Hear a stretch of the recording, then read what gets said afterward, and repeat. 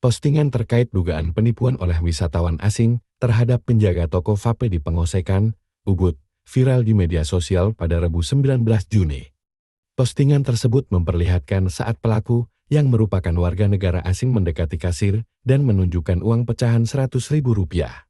Dalam unggahan tersebut, pengunggah menjelaskan bahwa awalnya mereka didatangi oleh turis asing yang tampak seperti orang Arab. Awalnya turis tersebut membawa uang $100.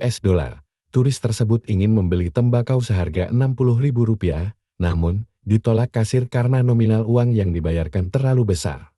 Kasir kemudian menyarankan untuk menukar uang tersebut ke rupiah di Money Changer. Setelah membayar dengan rupiah, muncul tindakan mencurigakan. Turis tersebut meminta uang kembalian yang baru, bahkan memegang laci kasir. Ternyata dia mengambil setengah dari uang saat tanganku lengan menurut penjelasan si pengunggah video tersebut.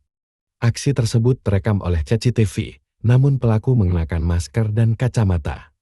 Terkait kasus ini, pihak Polsek Ubud mengaku belum menerima laporan.